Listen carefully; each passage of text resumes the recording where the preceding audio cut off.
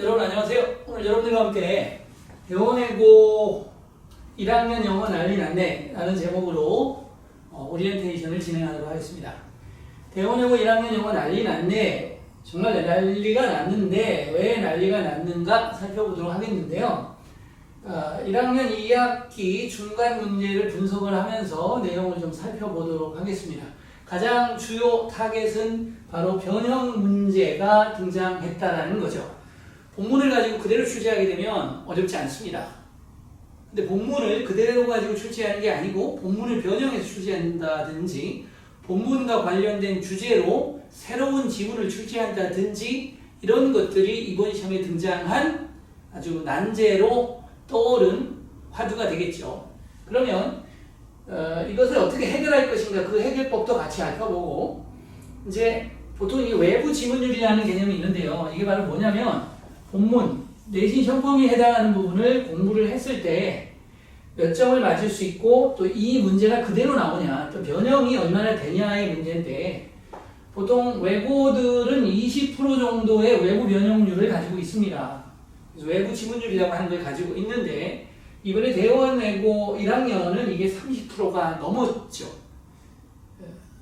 그런데 문제점은 30%가 넘었는데 학생들의 성적은 90점대에서 3, 4등급의 컷이 작용이 되고 있다는 거죠. 그래서 굉장히 상위권이 초밀집됐기 때문에 이런 현상이 나오고 있는 겁니다. 그래서 대원외고에서 4등급까지가 지금 굉장히 영어를 잘하는 학생들이고요. 그 중간이 좀 비어 있습니다. 중간이 좀 비어 있고, 그러니까 80점대의 학생들이 많지 않습니다. 90점대 학생이 굉장히 많이 몰려 있고요. 80점대가 좀 비어 있습니다. 그 다음에 70점대, 60점대가 다다닥다닥 붙어 있습니다. 마라톤으로 얘기를 해볼게요. 마라톤을 얘기하면 1등부터 10등까지의 구간이 되겠죠. 상위 10% 정도에 해당하는 1에서 3등급 정도의 구간이 다닥다닥 붙여 있습니다. 덩어리로 뛰어가고 있는 모습이고요. 중간은 한 명 한 명씩 이렇게 서너 명이 나오고 있는 모습이고요. 그 다음에 여기 부분, 70점대, 60점대 부분이 아주 엄청난 덩어리로 지금 몰려있는 이런 현상이 있습니다. 그래서 1부터 4초까지가 별들의 전쟁이고 나머지 부분이 좀 드문드문하고, 그러면 5, 6등급 학생들에게는 희망이 있는 거죠. 5, 6등급이 4, 5, 4까지 진입하는 데는 어려움이 없다. 그런데 4에서 3등급 안에 들어가는 것은 굉장히 철의 장벽을 넘어서야 한다. 이렇게 볼 수가 있습니다. 지금 조금 전에 학생이 카톡을 보내온 자료인데 1학년 2학기 영어 출제 범위가 나왔습니다. 그래서 교과서인데 능률 거죠. 보통 다 하는데 몇 개 안 나오고 킬러문항이 안 나옵니다. 그래서 기본적으로 그냥 하면 되는 부분이고요. 이거는 안 하면 안 되기 때문에 하는 거예요. 교육부에서 지정하는 것이기 때문에 반드시 반영하도록 되어 있습니다. 그래서 쉽게 출제합니다. 레딕스 리딩 책이죠. 이게 어렵습니다. 난이도가. 토플 개념의 책인데, 이제 어머니나 학생들이 착각하면 안 되는 게, 중학생 특히 준비하는 학생들은 토플 책이니까 토플이면 되겠구나. 껍데기는 토플인데 실제로 이제 시험 문제를 보겠습니다만은 토플이 절대 출제가 되지 않습니다. 그 외고만의 독특한 난이도를 만드는 출제 원리가 있기 때문에 그렇게 공부를 하지 않으면은 토플을 했건 탭스를 했건 다 통하지 않습니다. 그래서 다 무너지게 된다라는 얘기죠. 그래서 해야 되고, 보통 유니트는 이렇게 2개 정도에다가 액츄얼 텍스트 1개, 그래서 유니트가 총 3개 정도의 시험 범위가 해당이 됩니다. 다 합쳐놓으면 한 60페이지 정도 됩니다. 페이지 수로 한 60페이지 정도 되는데 이 60페이지를 다 외워야 됩니다. 외워야 되는데 이 외운 것들이 그대로 나오는 게 아니고 아까 말씀드렸죠. 외운 게 그대로 나오면 시간도 문제가 안 돼요. 근데 외운 게 그대로 나오는 게 아니고 어떻게 나온다? 외운 것들 리라이팅 해놓고 알맞는 것들을 고르라 이렇게 나오기 때문에, 또 외운 지문을 리라이팅 하지 않고 그대로 나오더라도 단어들이 바뀌어 있습니다. 그 단어가 증가하다가 감소하다가 되면 이거와 관련된 맥락 단어들이 같이 바뀌어야 되거든요. 그렇기 때문에 다시 한번 봐야 돼요. 그래서 이번에 가장 힘든 것들이 뭐였냐라고 하면 시간이 없었다, 시간이 빠듯했다라는 것이 전반적 문제점으로 등장하죠. 그 이유도 있습니다. 이 이유가 뭐냐? 간단합니다. 대원외고는 보통 시험을 볼 때 시험지가 6에서 8장 요 정도로 출제가 되는데 이번에 시험지는 12장입니다. 12장이나 되기 때문에 30% 정도의 읽고 풀어야 되는 양이 증가했죠. 그래서 3등급 이내의 학생이 아닌 학생들은 거의 훑어보면서 풀었고, 그러다 보니까 본문 변형이 많았고, 그래서 나는 자신 있게 풀었는데 오답으로 채점이 되는 경우도 의외로 많아서 굉장히 좌절되는 시험이었다 이렇게 볼 수 있는 겁니다. 자, 어떤 학원에서는 설명할 때 이것이 대원외고의 신경향이다, 새로운 경향이다 이렇게 말하는 것도 있는데 이게 신경향이 아니고요. 외고 폐지론 전에 외고 인기가 나왔던 시대의 외고 시험 문제 전성기 시대, 그렇죠? 등급을 바꾸는 건 별들의 전쟁이고 등급은 전혀 바뀌지 않는다. 그래서 등급은 계급제다, 카스트 제도다 라고 대원외고의 눈물이라고 제가 글을 썼었죠.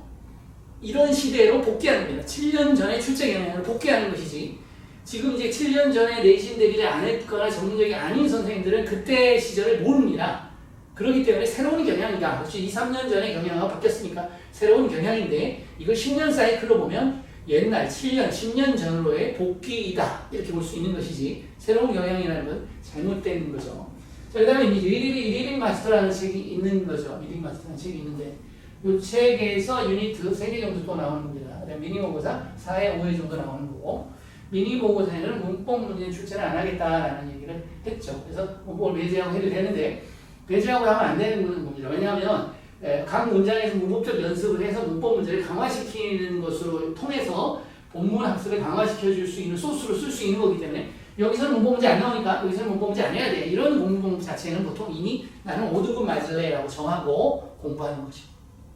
그래서 목표가 3등급이, 물론 5등급이 괜찮죠. 근데 목표가 높은 학생들은 이런 학습을 하면 무덤가는 겁니다. 자, 그래서 이거 보시면 9월 30일 날이고, 이번 시험 어땠니? 라고 시험 봤던 학생 겁니다. 뭐랬고요? 1학기보다 외부 지문 비율이, 그렇죠. 1학기보다 외부 지문 비율이 굉장히 높아졌고, 근데 외부 지문 비율이 나와도 이게 킬러 문항이 아니면 상관이 없어요. 근데 이번에 외부 지문 문항 나온 것들이 주로 킬러 문항으로 다 작용을 했다는 것이 문제가 되고 있는 거죠, 지금. 접수는 저번보다 20점 정도 올랐어요. 이렇게 되죠. 기본적으로 가르칠 때 학생의 레벨이 실력이 오르면 5점 정도 오르는 게 아니고 이렇게 10점, 15점, 20점 정도 오르죠. 80점, 90점, 5, 60점대 친구들이 80점대로 올라가는 현상, 이것은 이제 점수가 올랐다. 이렇게 말할 수 있는 겁니다. 그리고 영어 100점 맞았어요. 저희는 영어 100점자도 배출하고 있고요. 그래서 1등급이 목표가 아니고 영어 100점 맞는 학생들도 배출하고 있는 거고요. 자, 23년도 대원외고 1학년 영어 성적 분포들을 아까 말씀드리면, 자, 1등급, 2등급, 3등급, 4등급, 5등급, 6등급, 7등급, 8등급, 9등급 이렇게 봤을 때 1, 2, 3등급, 4등급까지가 굉장히 잘하는 애들이 많이 뭉쳐있다 이렇게 볼 수 있는 것이고요. 이 점수대는 90점 내외에서 3등급 또는 4등급이 끊기고 있는 현상이 나오는 겁니다. 그래서 90점 맞고도 4등급이 나올 수가 있다는 거죠. 이렇게 지금 나오고 있고요.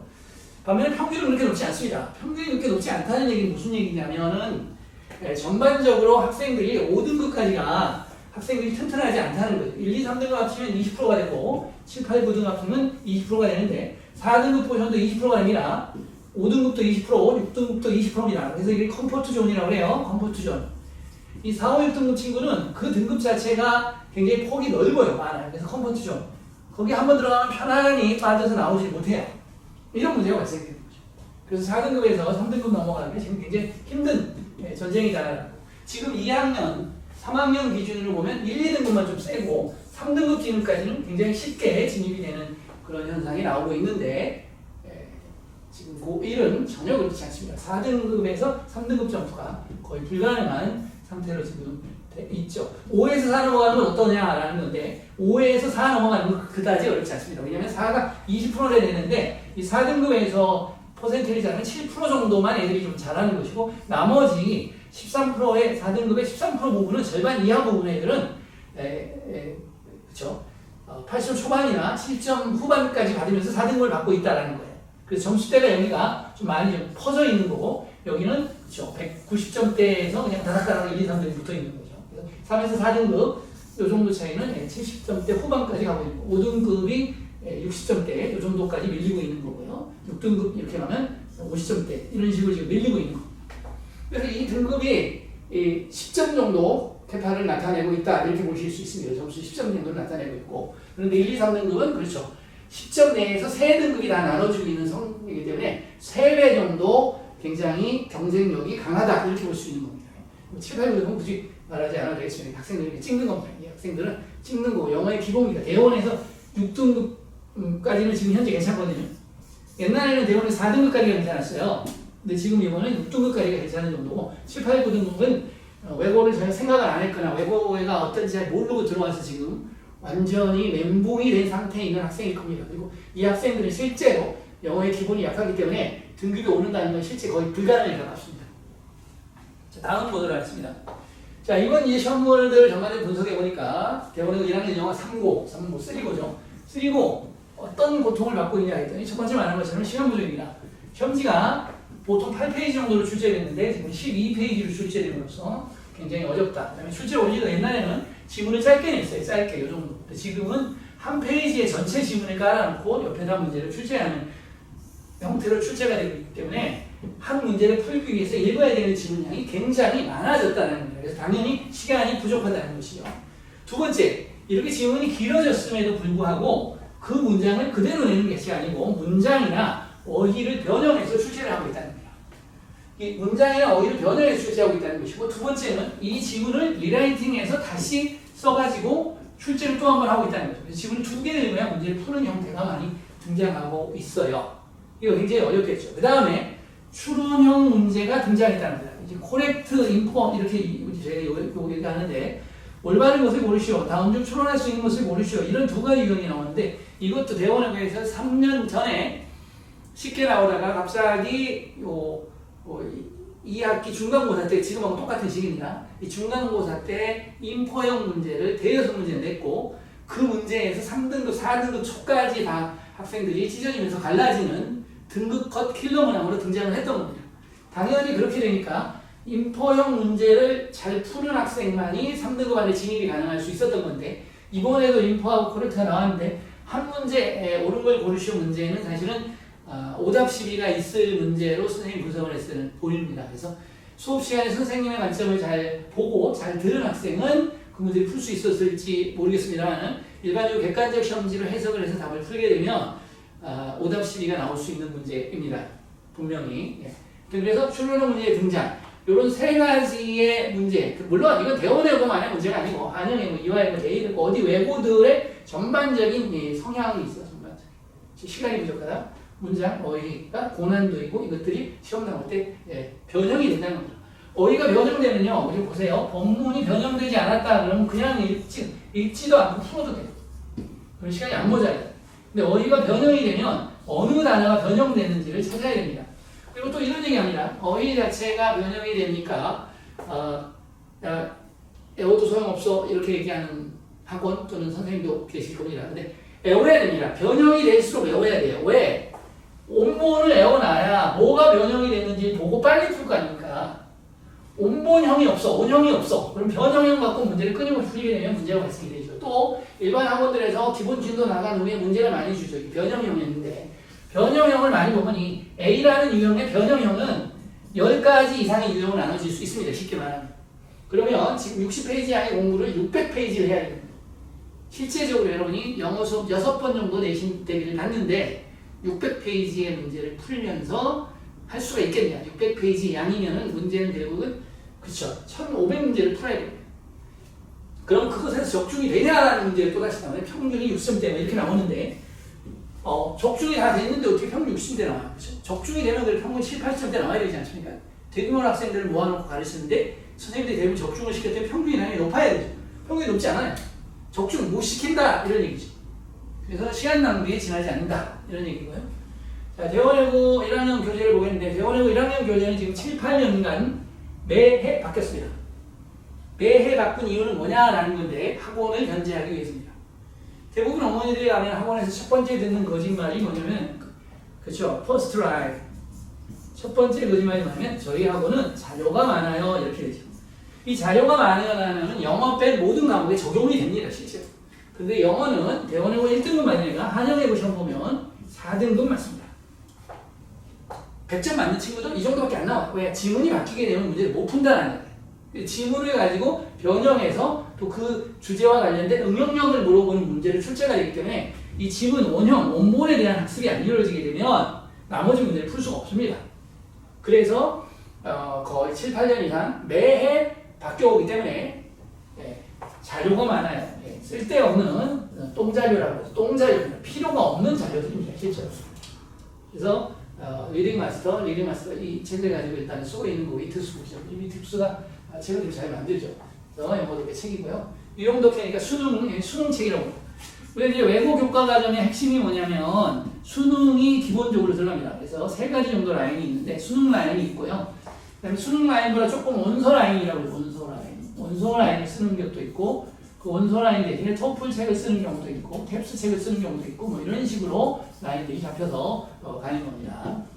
원서 라인이 있고 그 다음에 이제 실용영어라고 하는 프린트 문제죠. 실용영어 프린트 문제. 그 다음에 이제 교과서가 있긴 한데 교과서는 뭐 공용이잖아요. 어느 학교 일반고 뭐 어디 뭐 따질 필요 없이 이렇게 이거는 이제 빼고 보통 이렇게 세 가지 원리로 수능 라인과 원서 라인과 실용영어 라인 이런 개념으로 나옵니다. 실용영어는 뭐 뉴욕타임즈라든지 테드라든지 요즘 일반고에서 이런 걸 쓰죠. 숙명영어 같은 경우에서 어떤 경우를 쓰고 있냐면 이제 보시면 이제 대원여고 2학년은 능률영어, 영명문 독해 이것을 한 15년 이상 써왔습니다. 15년 이상. 고2는 안 바뀌어요. 교재를. 거의 안 바꿉니다. 다른 교재 바꾼데 이건 안 바뀌었어요. 왜 안 바뀌었냐?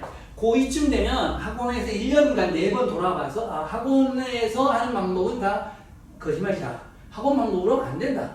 학원의 수업을 듣고 내가 그것을 얼마나 내 것으로 만들고 내가 심도 있는 학습을 하고 내 기본기가 얼마나 세냐에 따라서 점수가 바뀌는 것이지 학원에서 준 자료, 학원에서 준 강의 제 수업 들으면서도 저하고 1대1 학습하는 학생들도 다른 학원에 수강 신청을 하고 있습니다. 그래서 저희 학원에서 100점 맞으면 그쪽 학원에서 100점 맞았다고 그래요. 그런데 이 학생들은 그 학원에 가서 수업을 듣지 않습니다. 자료만 만든 겁니다. 자료값이라는 3시간 앉아있는 거 시간 아깝잖아요. 그렇죠? 강독해주고는 별게 없어요. 그래서 자료만 그냥 돈 내고 받아오는 거예요. 비싼 자료 사는 겁니다. 그런데 문제점은 그 비싼 자료가 적중도 안 되고 있다는 것이 문제이죠. 그리고 그걸 다 알기 때문에 대원여고 2학년 교재는 안 바뀌고 꾸준히 계속 출제합니다. 그러면 이 말은 통할 수가 있겠네요. 데이터가 많으면 데이터가 많고 그렇기 때문에 잘 된다. 그런데 대원여고 학교 앞에서 기출문제 팝니다. 교실 뒤에도 기출문제가 버젓이 나와 있습니다. 그런데 그럼 기출문제하고 똑같은 문제를 선생님이 낼 거다? 착각이죠. 인터넷에 뜨겠죠. 작년 문제 똑같은 문제 떴다. 대원여고에서. 선생님들이 바보입니까? 절대 기출문제는 뭐다? 이런 정도의 이런 급으로 나온다의 예시이지 기출문제와 똑같이 출제되지 전혀 않는다는 것입니다. 그래도 선생님 패턴을 알 수 있지 않을까요? 네, 대원여고에서 나오는 패턴의 문제는 지금까지 거의 비슷해요. 어디나 다 똑같고. 그렇기 때문에 그 패턴만 알기 위해서라는 것은 또 말이 안 되잖아요. 그렇죠? 그냥 보면 아는 거기 때문에. 그 다음에 변형 문제와 그 해볼 지문율 30% 첫 번째로 배우니까 기본 학습 능력이 약한 학생들은 등급이 전혀 오르지 않습니다.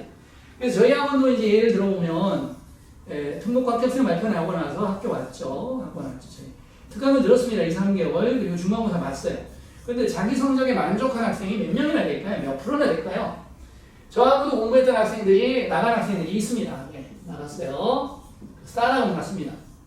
거짓말 안 보태고 최근에 조사를 해봤더니 저하고 공부할 때보다 등급이 100% 다 떨어졌습니다. 100% 다 떨어졌습니다. 저하고 배웠을 때보다 등급이 오른 학생은 없다는 거죠. 그리고 많은 학생들은 또 다시 돌아왔고 겨울방학 때 돌아오겠다고 저한테 다시 연락을 하고 있습니다. 그러니까 자기가 할 수 있는 퍼포먼스, 학생이 가지고 있는 실력은 특강에서만 만들어지는 게 아니고 초등학교, 중학교 때 공부했던 내공이 다 있는 거고 그것을 최대한 다듬어서 점수를 내줬는데 이 점수에 만족하는 사람은 없다라는 것이죠. 그래서 잘난 연예인들도 자기 얼굴에 마음에 안 들어 성형을 하지 않습니까?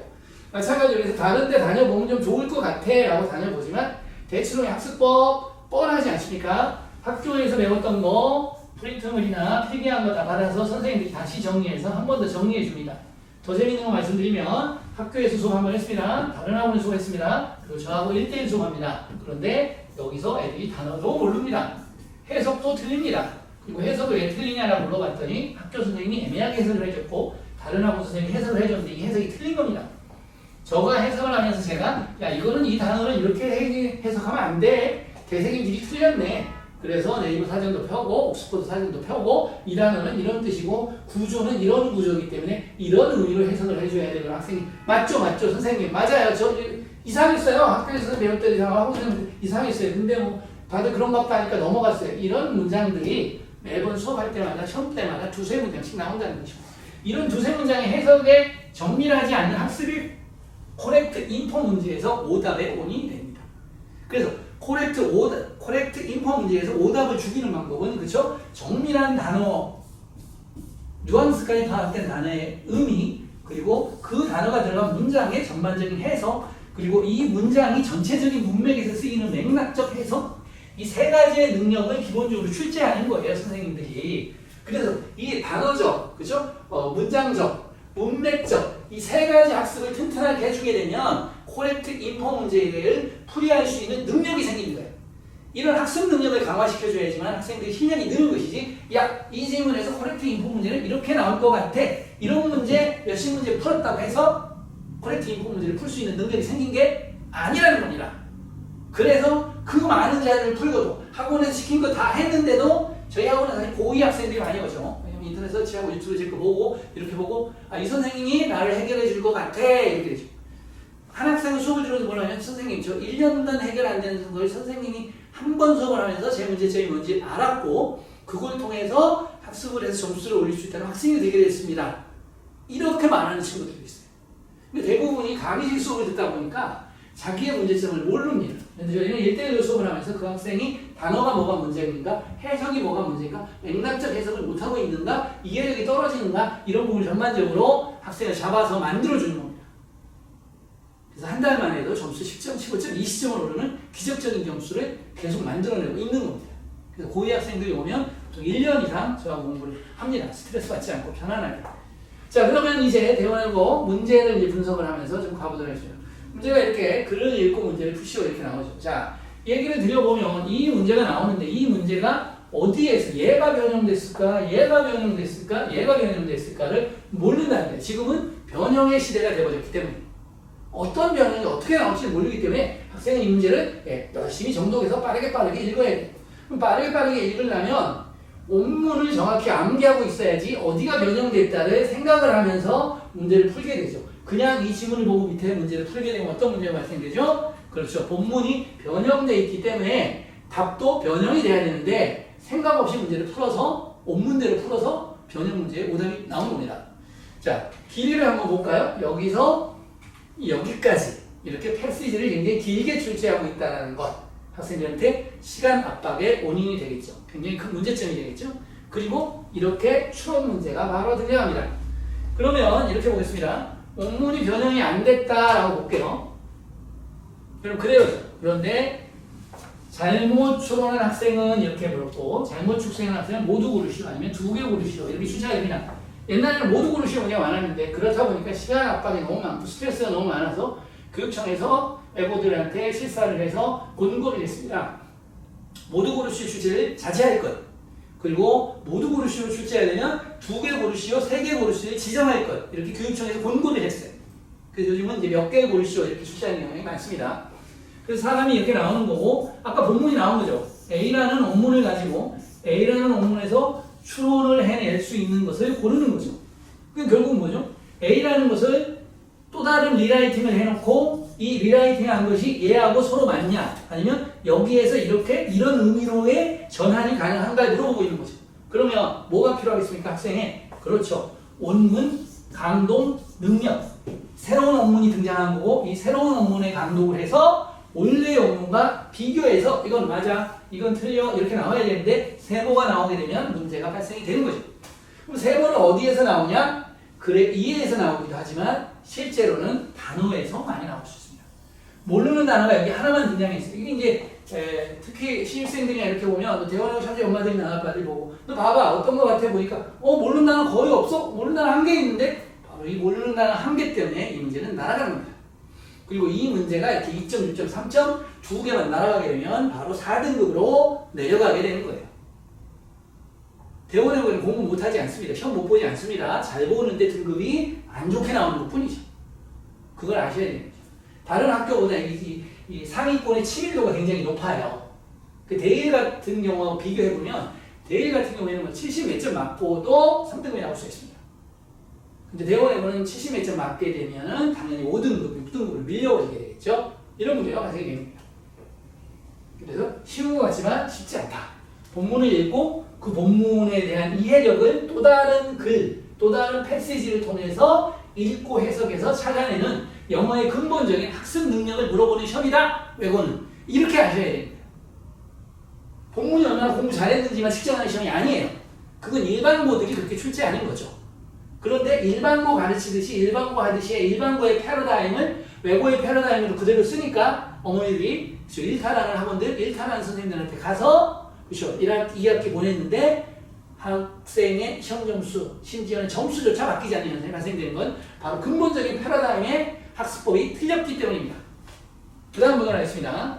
자, 그러면 아까 이렇게 긴 문제를 냈는데 이어서 문제 보면 추론 문제가 나오고 그 다음에 기능을 보기에서 있는 대로 고른 것은 이렇게 말합니다. 그럼 다시 말하면 아까 그런 알로 기능에 대한 내용을 한 거고 알로 기능의 길이는 패시지를 전반적으로 분석해서 이 패시지의 내용을 문장들로 지금 요약해 놓은 거예요. 이 글을 바탕으로 기능, 이 기능을 주로 설명한 거고 그 기능들이 1번 기능, 2번 기능, 3번 기능을 맞게 요약하는 데 물어본 거고 그걸 다 고르는 걸 찾는 문제인데 여기에서도 한번 보겠습니다. 뭘 봐야 되냐면 부모님들이 보실 게 바로 뭐냐면 바로 이거예요.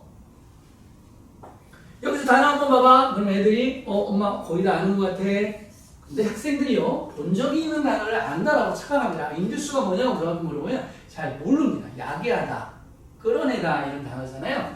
그 다음에 인포스는 강화하다는 뜻이잖아요. 단어들 한번 보시면 이게 정말 리인포스 강화하다 또 쓰고 이건 계층적인 얘는 지위가 되겠고요. 그 다음에 또 볼까요? 외부의 단어 좀 다녔죠.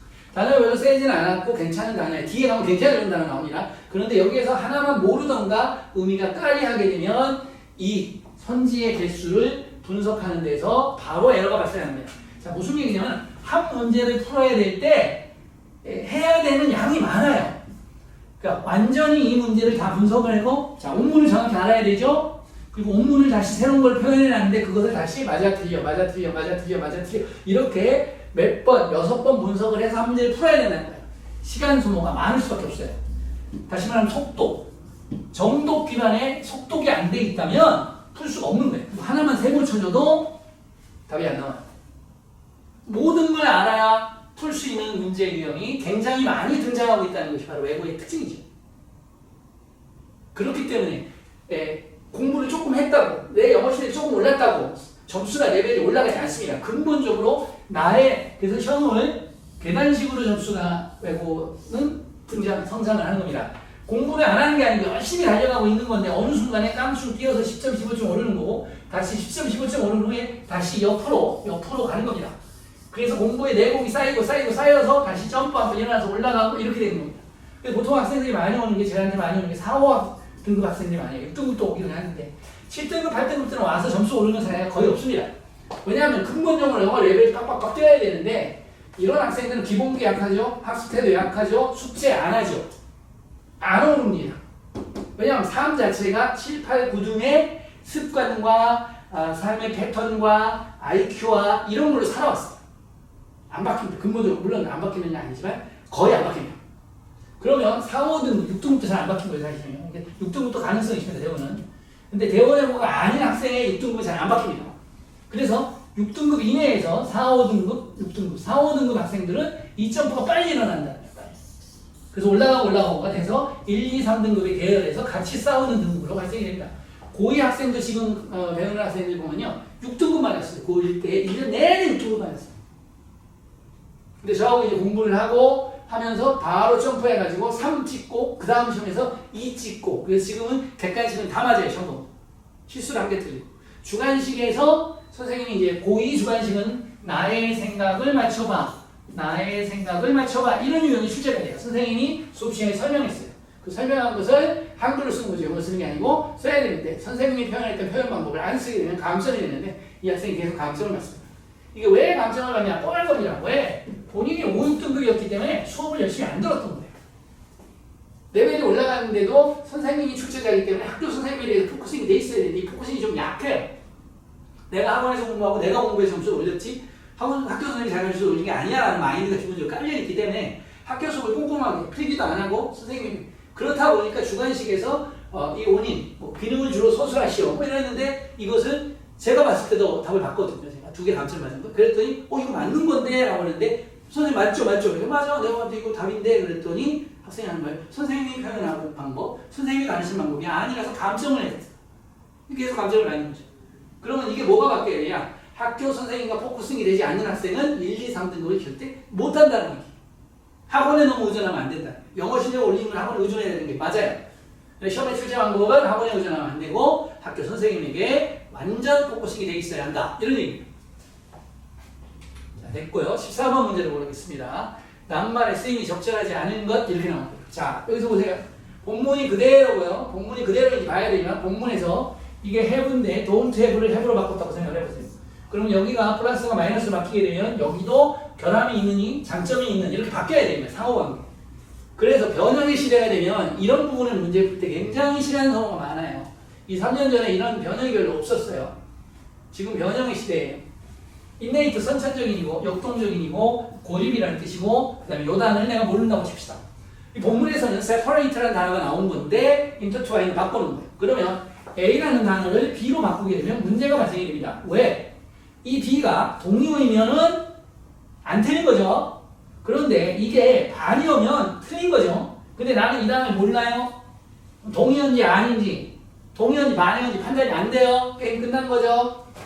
그래서 나는 단어 한 개 모를 뿐이야, 이 문제에서. 그런데 그 단어 한 개 모르는 것이 바로 나의 등급을 3등급으로 만들어버립니다. 그럼 단어 한 개를 모르는다는 거 없게 하려면 실제로 대원해보는 어휘 수준이 조금 고급으로 가기 때문에 실제로는 어휘력 2000개의 싸움입니다. 어휘력 2000개.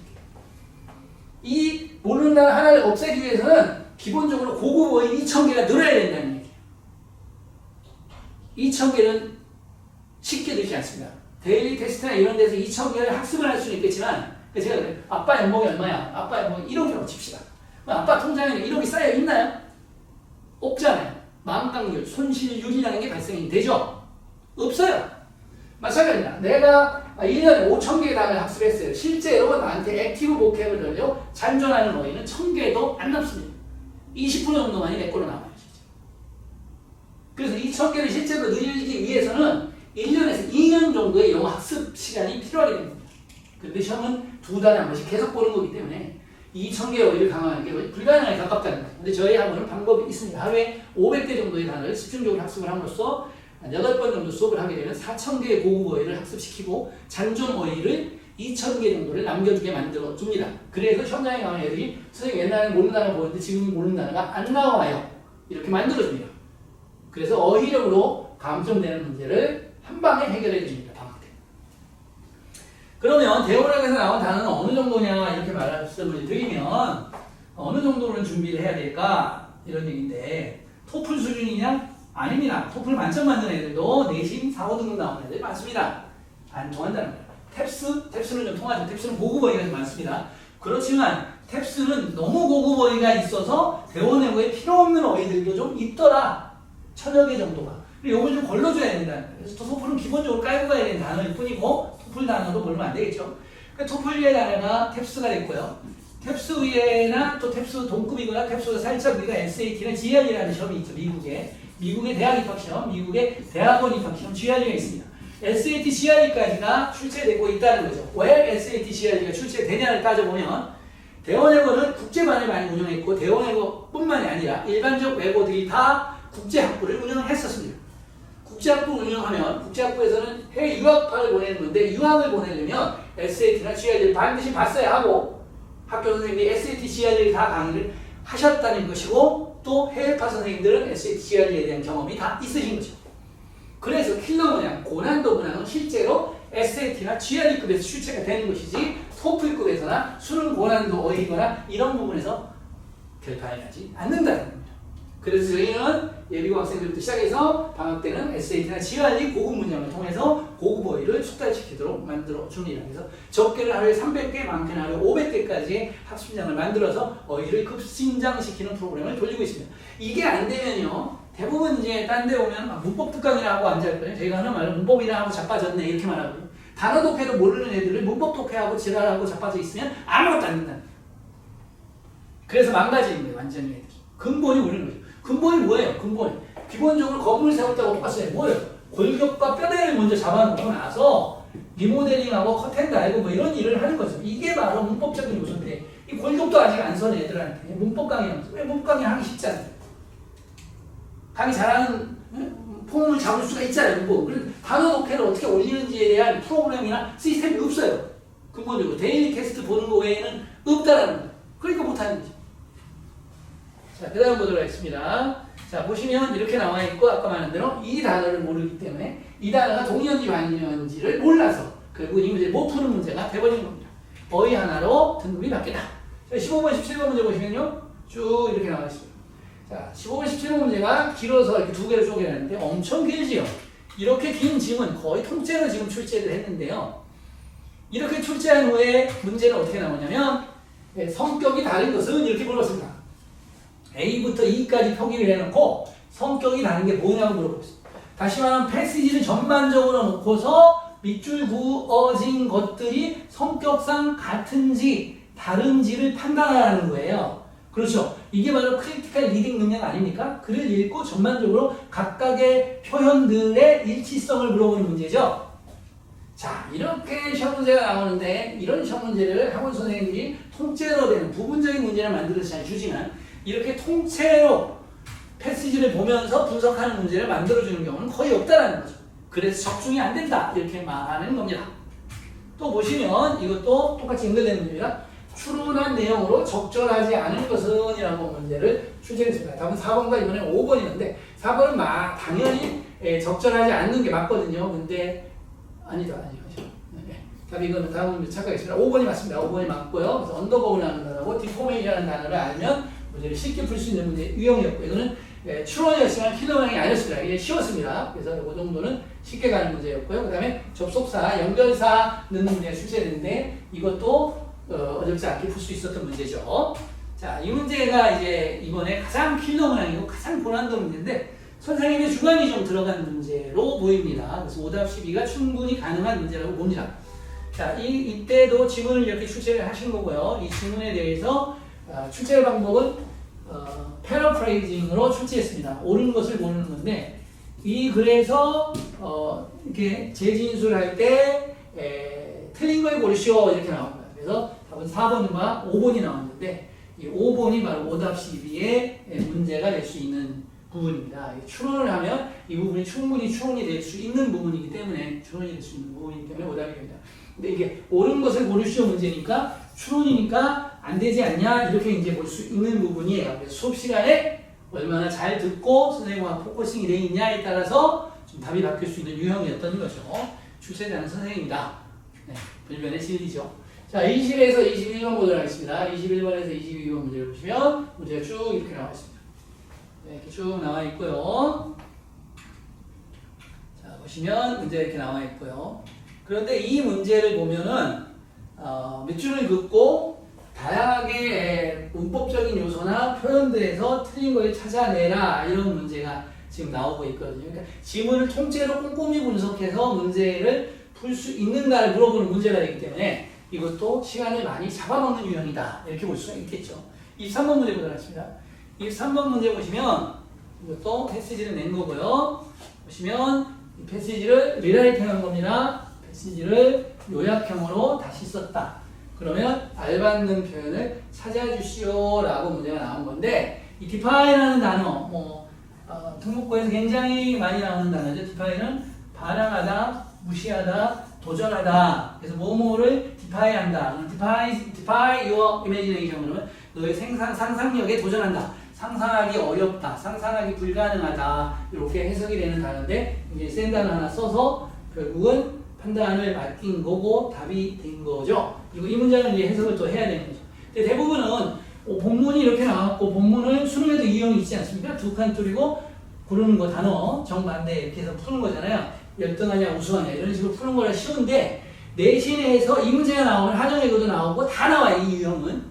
이 유형이 나오면 한 군데 뚫은 데도 있고 한영예고는 두 개 뚫어서 내거든요. 이걸 두 개 들 거야 세 개 들 거야 선생님 마음이니까 결국은 만들면 되는 건데요. 이걸 애들이 본문을 읽고 본문의 내용을 주제가 마인드가 썼단 말이야. 근데 주제가 마인드에 떠 있는데 이 문장을 해석할 때 이 해석에서 조금 말리고요. 그래서 틀리는 경우가 있고 두 번째는 그리고 이것은 이화여고도 나와요. 이 유형은. 그래서 한 학생이 선생님 저는 이 주제문 찾기 위해서 이 주제문 요약한 문제를 틀려요. 그래서 이게 왜 틀리냐. 글을 읽고 마음의 심상을 먼저 가져라. 1번. 두 번째 마음의 심상을 가지고 이 이 요약문을 다시 읽어라. 요약문 강독에서 그 학생은 문제가 됐습니다. 요약문이 강독이 안 되니까 선지를 집어넣어서 답을 찾는 게 문제가 발생되겠죠. 두 번째 문제는 요약문에 선지를 집어넣는데 단어가 딱 걸리는 겁니다. 그러면 얘네들은 B인가 아닌가 헷갈리는데, 물론 아니야 그럼 얘가 답이야 이렇게 풀면 되겠지만 그렇게 명확하지 않는 경우가 많아요. 아닌 거 아닌데 세모인데 세모 같은데 얘를 모르네. 그게 끝난 거죠. 그래서 완전 어휘력이 있어야 돼요. 완전 어휘. 시험문제 나오는 어휘는 내 보캐블러리의 범주 안에 있어야 되는 거예요. 자꾸 범주 밖으로 나가니까 수학도 그렇잖아요. 문제를 봤는데 문제 유형을 처음 보는 유형이야. 그러면 그 문제 풀 확률은 30%도 안 되죠. 틀린다고 봐야 되겠죠. 마찬가지입니다. 영어 문제를 푸는데 지문이나 선지에 모르는 단어가 있다. 게임 끝난 겁니다. 없어야 됩니다. 자, 서답형이고 25번하고 서답형이 나온 문제인데 더스트 바울에 대한 문제인데요. 지문이 길게 나옵니다. 그리고 이것도 보시면 윗글의 밑줄치인 A의 원인으로 가장 거리가 먼 것은 이라고 해가지고 A의 원인을 네 가지 중에서 본문에 다 언급된 겁니다. 그 중에 언급 안 된 게 하나가 있는 거고 그걸 찾아서 문제를 푸는 요령이죠. 패시지를 전체적으로 보고 패시지 정확하게 이해했는가를 물어보는 문제인데 이거는 뭐 외고 전형적인 문제보다는 뭐 일반고에서 나오는 그냥 일반적인 본문 강독의 내용을 얼마나 정확히 파악하고 있냐. 그래서 내용 파악 능력 문제니까 뭐 어렵지 않았던 거죠. 그런데 단어가 살짝 어려웠다. 이 정도 보시면 되겠고요. 서답형 4번이 문제가 되겠는데 보시면 똑같습니다. 아까 글을 준 겁니다. 아까 못돼요. 아까 이 글을 준 거고 이 글을 다음과 같이 정리하고자 한다. 다음과 같이 리라이팅 해놨다. 이 리라이팅 해놨는데 이 리라이팅 해놓는 것에 알맞는 표현을 써야 되니까 이것은 새로운 지문이죠. 온문 기반의 새로운 라이팅 글이죠. 새로운 라이팅은 새로운 단어와 새로운 문장 구조로 나왔기 때문에 기본적으로 해석력과 어휘력이 필요하게 되겠죠. 그런데 중간에 빵꾸빵꾸를 뚫어놨어요. 그러니까 시간이 많이 걸리겠죠. 자, 그런데 단어를 줬습니다. A, B, C, D를 단어를 줬는데 집어넣으라고 해요. 무식하게 집어넣으라고 하면 좀 힘드니까 단어를 좀 줬죠. 그럼 이 단어를 with, hold, 내어에도 이번에 나왔던 거, 이와에도 이번에 이 단어 나왔던데 with, hold는 잡고 있다, 유지하다, 보유하다 이런 단어죠. 근절하다는 뜻, 고통을 가하다는 뜻, 무능하다는 뜻, 집중적이라는 뜻, 선동하다는 뜻, 개혁이라는 뜻, 그게 등급이 낮아지는 거죠. 그래서 좀 질이 떨어지는 걸 디그레데이션이라고 하죠. 이런 단어를 문맥상, 그렇죠. 동사자리냐, 명사자리냐, 형용사자리냐에 맞춰서 일단 1차적으로 집어넣어야 되고, 의미적으로 형용사가 2개 나오면, 형용사가 2개 나오면, 형용사가 3개, 형용사가 4개니까 문맥상 어떤 형용사인지 맞춰서 집어넣는 표현이 되겠죠. 여기서도 모르는 단어가 하나라도 있어서는 안 되는 겁니다. 그리고 문맥상 맞춰서 정확하게 해석하면서 집어넣어야 되는데 당연히 시간이 많이 걸리겠죠. 이래서 문제가 되는 거고요. 26번, 27번 보도록 하겠습니다. 26번, 27번에 보면 문맥상 나온 말의 쓰임이 적절하지 않은 것을 고르시오라고 했는데 문맥이 쭉 나왔는데 이게 숨기라는지 리빌, 드러내다는지 이건 at the same time인데 concurrently로 바꿨습니다. 지금 simultaneously인데 concurrently로 바꿨는데 그와 동시에 라는 뜻인데 이 단어를 몰라버리면 이 나머지는 풀 필요도 없는 거야. 그러니까 이렇게 내가 학생한테 야, 너 이 문제 왜 풀어? 이 단어를 모르는데 혹시나 찍어서 맞을까봐 이미 게임 끝난 거잖아요. 그렇죠? 다른 문제 풀어야 돼. 근데 다른 문제 풀면 거기서 또 몰린다. 또 나올 거야. 시험 뭘 준비가 안 된 상태로 시험을 계속 보고 끌려가고 있는 거야. 학교 교육까지는. 이런 식으로 해갖고 답이 안 나와. 커팅에 되면 이노베이티브, 혁신적인이라는 뜻이잖아요. 이 단어를 이렇게 쓰고. 이 단어들이 본문에서 한 단어만 변형이 되더라도 이 문제는 본안으로 분류가 되는 거예요. 많은 단어 변형을 하지 않아도 오답은 바로바로 쉽게 등장합니다. 됐고요. 이렇게 길게 해서 봐야 됩니다. 자, 서답형 5번 문제 보겠는데, 자, 5번 문제는 이제 좀 어렵습니다. 다음 글의 각 빈칸에 들어갈 가장 적절한 것을 쓰시오 나오는데, 본문을 갖다 놓고 그 본문을 약간 리라이팅해서 고쳐놨습니다. 약간 리라이팅해서 꽂혀놓은 다음에 힌트는 줬죠. 힌트 안 주고 쓰면 동요가 너무 많고 동요가 너무 많으면 유사어가 나오는데 정말 이 글에 쓸 수 있는 유사어인지 아닌지에 오답 시비가 또 나와요. 그렇기 때문에 첫 글자의 단어에 힌트를 준 겁니다. 이렇게 첫 글자 단어에 힌트를 주고 여기서도 말씀드린 것처럼 힌트를 줘요. 근데 힌트 자체가 뭐가 돼? 걸림돌이 돼. 모르는 단어가 자꾸 나오니까요. 이렇게 되는 겁니다. 또 여기서도 보겠습니다. 그래서 힌트를 줬고요. 한글을 줬죠? 투명성이니까 transparency가 되고 거래들인데 거래는 trade라는 단어가 거래가 되기도 하고 transaction이라는 단어가 transactions가 답이 되긴 하는데 본문에서는 이 단어가 주로 쓰였기 때문에 이 단어 해야 되고 이 단어는 안 됩니다. 가명이면 수도님과 알리아스 이런 단어가 있는데 수도님과 알리아스 이런 단어가 있는데 본문에서 이렇게 중국에는 A를 줬기 때문에 수도님을 쓰면 안 되고 알리아스라는 단어를 써줘야 되는 거. 익명성, anonymous에서 나온 anonymity를 익명성을 써야 되는데 스페링이 A로 준 거 맞죠? 그래서 anonymity가 맞는 겁니다. 이렇게 써야 되는데 기본적으로 문맥상 단어를 취하거나 단어가 주어진 단어를 요거의 문제점이 뭐죠? 여기에서 공부를 중학교 때 열심히 안 했어. 단어를 꼼꼼하게 안 외웠어. 이 학생들은 이 문제를 풀 수가 없습니다. 수도님이라는 단어를 발음은 되는데 스페링을 못 써요. 트랜잭션 이런 거는 파닉스하고 스페링이 같잖아요. 그러니까 쓸 수가 있단 말이에요. 수도님이나 알리아스 이런 단어는 스페링을 못 써요. 틀려버려요. 원하니머트도 익명성이라는 단어는 어렵습니다. 스페링이 좀 어려운 단어를 일부러 선생님들이 내신 거예요. 꼼꼼 공부가 돼 있는가. 학원에서 준 자료가 꼼꼼한 거가 아니고 내가 단어 차원에서부터 문장 해석부터 문맥 해석까지 꼼꼼 공부가 온서나 있고 해리포터나 있고 이런 그쵸? 폼 잡는 영어가 아니고 정말 수업 영어로 완벽하게 대비된 학생인가 아닌가를 평가하는 시험이라는 거예요. 시험 자체가요. 얘가 언서도 있고 반지의 제왕이가 1번부터 다 읽었고 소용이 없다는 거예요. 스토리텔링으로 스토리만 읽어나가는 거잖아요. 여기에서는 표현과 정확함 그리고 스페링까지 시험에 출제하고 있잖아요. 그렇기 때문에 수업 영어로 공부가 최적하지 않으면 아무런 의미가 없다. 하루에 10,000번 오는 건 뭐예요?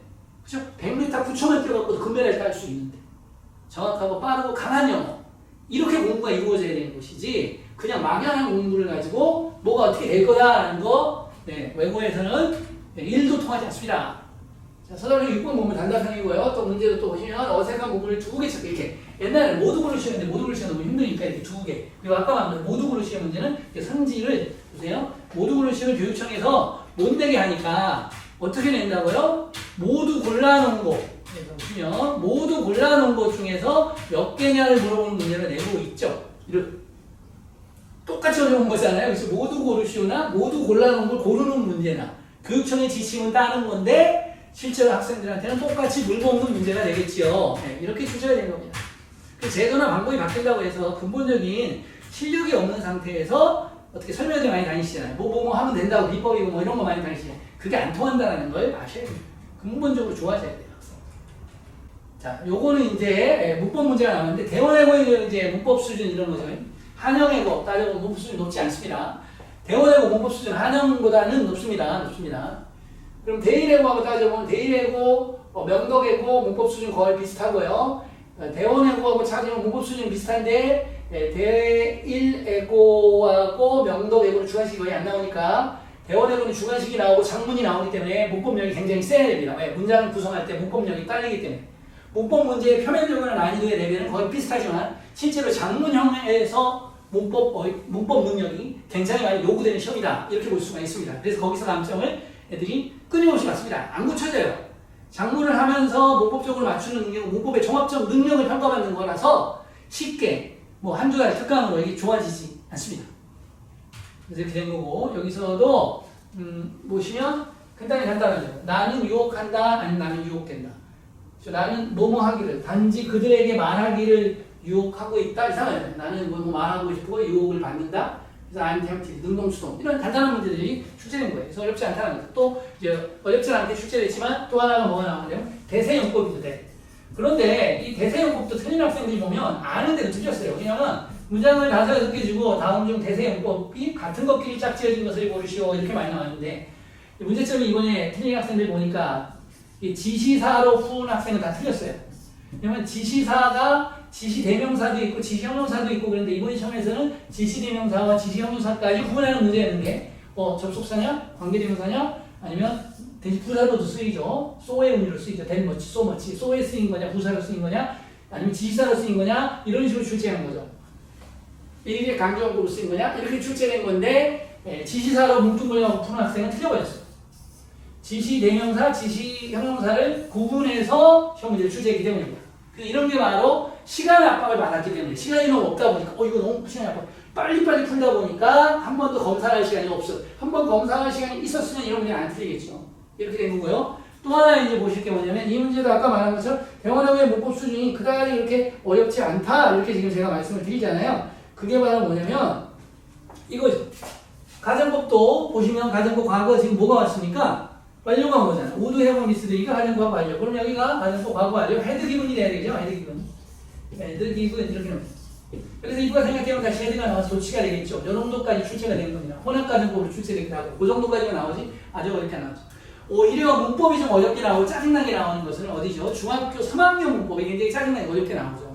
그리고 그 문법도 틀린 경우도 많이 출제되죠. 예를 들어보면 if I had 이런 문제 실제로 이번에도 오답 시기가 있었는데 if가 생각되면 헤드가 나가냐 못 나가냐 이런 문제가 나왔었죠. 그리고 몇 년 전에는 이거에 대해서 대치동에서 어느 중학교에 출제가 됐고 어떤 학부모가 전화해가지고 이거에 설명을 해달라 이렇게까지 했습니다. 그래서 학교에서는 헤드가 앞으로 나가서 조치가 된다고 그랬는데 이 헤드가 뭔지를 봐야 돼요. 헤드가 헤드머니 이렇게 일반 동사로 쓰였다면 if가 생각될 때 헤드가 나가면 안 돼요. did가 나가서 did I have가 돼야 되는 거고 헤드 가정법 과거 완료로 쓰였어요. 그때는 if가 생각되면 헤드가 튀어나가야 돼요. 이런 어떤 논리적인 헤드의 근본적인 게 뭐냐를 판단하고서 적용을 해야 되는 거지 헤드가 if가 생각되면 나가냐 안 나가냐 이렇게 문제를 풀어가지고 중학교 수준에서는 야 if가 생각되면 헤드 나가야지 이렇게 풀어서 오답시가 발생이 됐고 이번에서도 뭐 미사에서 나왔고 서초에서도 나왔고 이 오답시가 나왔었는데 교사용 지침서가 잘못된 건지 제가 가르치는 학생도 이거 한 개 틀렸거든요. 그런데 이게 분명히 맞아 잘못된 건데 학교에서 이게 조치가 가능하다 이렇게 들었습니다. 조치하면 안 돼요. 디드라이가 돼야 돼요. 문법 개수 문제를 출제했더니 중학교 3학년 문제가 문법이 오히려 더 어렵게 나오는 경우가 많습니다.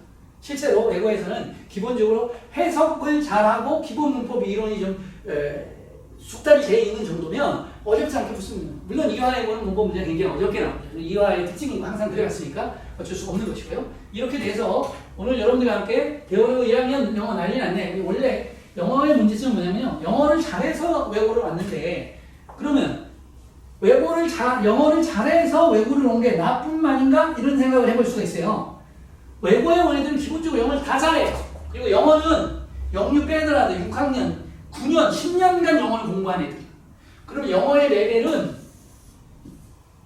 1레벨부터 100레벨까지 같이 있는 거예요. 외고 안에 지금 외고 안에. 그리고 이제 마지막 말씀드리면 나는 4등급 이내야 일반적으로 아니면 다른 외고에서는 3등급 이내야 그러면 괜찮아요. 열심히 공부해서 점수를 딸 수가 있어요. 왜? 마라톤으로 따지면 상위 그룹이야. 중반도 아니고 하위 그룹도 아니고 상위 그룹이야. 열심히 하면 자기 능력에 따라서 등급이 바뀔 수 있어요. 그렇지만 4, 5, 6등급이나 6, 7등급 친구들은요 너무나 머나먼 정글이에요. 따라잡을 수 없어요. 본인의 힘으로. 일반 학원의 힘으로도 따라잡을 수 없습니다. 1대1로 집중관리를 통해서 나의 문제점이 뭔가를 찾아서 문제점이 뭐겠어요? 상위권보다 내 영어 실력이 약하다는 거죠. 영어 실력이 뭐가 약하냐? 단어가 약하다, 독해가 약하다, 문장 해석이 약하다, 글을 읽고 추론해서 푸는 능력이 약하다. 이게 종합적으로 약한 거예요. 기본적으로. 그러니까 운동선수하고 아마추어가 근본적으로 뭐가 달라요? 기본적인 체력이 달라요. 그렇죠? 기본적인 체력. 똑같이 뛰어도 똑같이 들어도 무게를 드는 힘이 달라요. 반응 시간이 달라요. 근본적으로 내 영어가 약하구나. 내가 잘한다고 생각하는 건 착각이었던 거죠. 내 중학교에서 영어를 잘하는 거였지 영어를 잘하는 월드컵에 나가서는 그렇죠. 참가하는 데 뜻을 두고 많은 거죠. 외고를 졸업하는 데 뜻을 두고 많은 경우가 될 수가 있다는 겁니다. 그래서 고1 학생, 고2는 지금 이미 끝났으니까 뭐 그렇고 고1 학생들은 지금 희망이 있습니다. 잘해서 하면 되게 가능하고요. 그 다음에 예비고 되는 학생들은 지금 어떤 방법, 어떤 거에 의해서 공부를 하냐에 따라서 등급이 바뀌게 될 겁니다. 물론 이전에 공부를 잘해놨고 그런 애들을 못 이길 수는 있어요. 그렇지만 왜? 전교생을 다 이길 필요가 없잖아요. 내가 원하는 2등급, 그렇죠? 내가 원하는 3등급, 내가 원하는 상위 10% 안에만 들어가면 되는 거 아닙니까? 그렇게 해서 자기 목표를 성취하면 되는 것이죠. 그렇기 때문에 지금 단어 독해 위주로 엄청나게 공부를 해주셔야 돼요. 그래서 이런 유형, 아까 보여드렸던 대원외고 이런 유형의 문제를 내가 쉽게 풀 수 있고 모르는 게 없는 수준까지 가는 거, 이것이 바로 그렇죠. 외고 합격생, 특목고 합격생들이 목표를 두고 가야 될 방향이 되겠습니다. 자, 오늘 이렇게 총론을 찍었고요. 이번 주 중에 이제 각각 문제를 통해서 어떤 학습 능력이 필요하고 어떤 걸 해야 되냐 이런 걸 강론을 할 거고요. 그리고 학생들을 이제 1대1로 오시게 되면은 수업을 제가 해보면서 학생의 사상 체질을 분석해서 얘가 뭐가 근본 다 약하지만 그 뭐가 약하니까 이런 약을 써서 이렇게 해서 얘를 보완해서 빨리빨리 만들어 드려야겠습니다. 이렇게 했습니다. 작년에는 저희가 이제 8명, 4명 이렇게 반을 짜서 팀을 짜서 수업을 했었습니다. 근데 지금 내원해보나 외고가 정상화되고 상위권이 자사고 같은 상위권들이 많이 몰려옴에 따라 등급의 1, 2, 3등급의 각축전이 너무나 치열해지고 있기 때문에 저희 학원은 다 1대1 시스템으로 바꿨습니다. 수업료는 조금 부담이 되시겠지만 1대1이나 1대2 시스템을 통해서 학생의 영어 레벨을 빨리빨리 껑충껑충 뛰게 하는 게 목표지 모아놓고 강의하고 공연하듯이 하는 영어는 그쵸 인강 수준밖에 못됩니다. 아니면 인강 수준도 안 되는 겁니다. 그냥 사람들이 몰려가니까 군중심리에 따라가는 건데 그런 방법으로는 통하지 않습니다. 저희는 말씀대로 외고, 이화외고도 동시 영어 100점 만점 배출하고 6등급 50점 받는 친구들도 2달, 3달 만에 95점, 98점을 만들면서 성적을 향상시키고 각 학생들이 행복한 학교 생활을 할 수 있도록 영어에서 자신감을 회복해서 다른 과목도 향상될 수 있도록 이런 에너지를 만드는 교육을 지금까지 해오고 있고요. 앞으로는 더 강조해서 더 강화해서 그런 식으로 방향을 잡아갈 계획입니다. 감사합니다.